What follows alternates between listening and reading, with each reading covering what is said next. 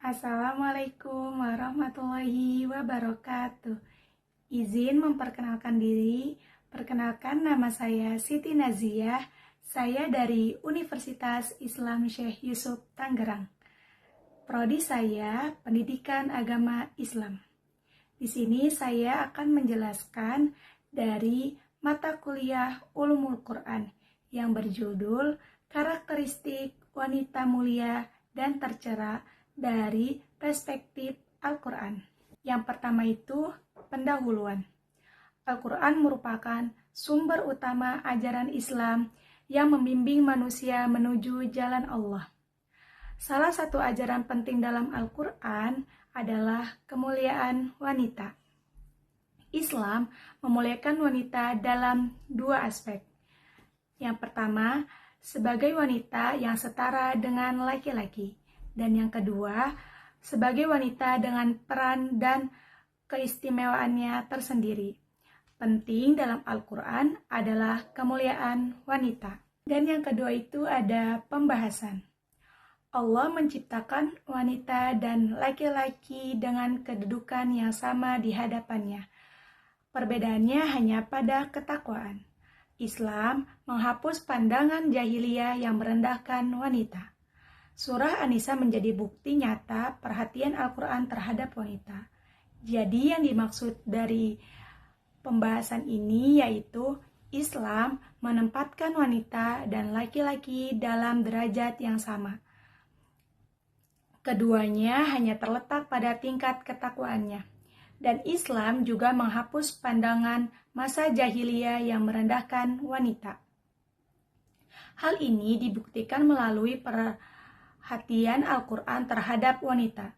Salah satunya dalam surah An-Nisa yang menegaskan kehormatan dan kedudukan mulia perempuan dalam Islam. Dan yang ketiga itu adalah Al-Quran menyebut kata An-Nisa sebanyak 59 kali, menandakan pentingnya posisi wanita.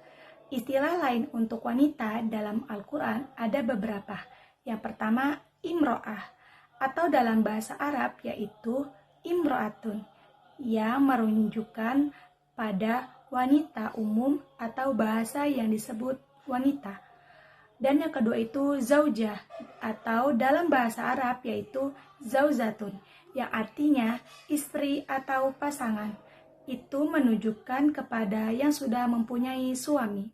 Dan yang ketiga itu ada ummahat, atau dalam bahasa Arab ummahat, yang menunjukkan kepada ibu atau mama untuk panggilan anak-anak. Dan yang terakhir itu ada banat, atau dalam bahasa Arab yaitu banat, yang menunjukkan kepada anak perempuan atau putri dalam keturunan perempuan. Dan yang keempat ada pandangan tokoh Islam.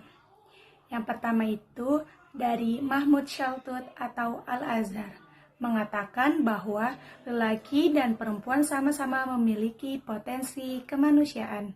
Dan yang kedua itu ada Muhammad Al-Ghazali, bahwa mengatakan keberhasilan seseorang bukan ditentukan oleh jenis kelamin, melainkan keikhlasan dan amal. Dan yang terakhir yaitu Islam menghapus pandangan jahiliyah yang merendahkan perempuan. Dan yang kelima itu ada kepribadian wanita. Kepribadian wanita mencerminkan kelembutan, kesabaran, dan kasih sayang.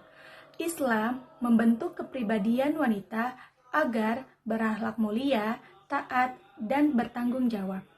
Rasulullah SAW menegaskan bahwa wanita berperan sama seperti di sisi Allah. Dibedakannya adalah dengan ketakwaan. Jadi maksud dari kepribadian wanita ini adalah Islam berperan penting dalam membentuk kepribadian wanita agar memiliki akhlak yang baik, taat kepada Allah, serta bertanggung jawab dalam setiap peran kehidupannya, baik sebagai anak, istri, ibu, maupun anggota masyarakat. Tidak ada perbedaan derajat kecuali berdasarkan ketakwaannya.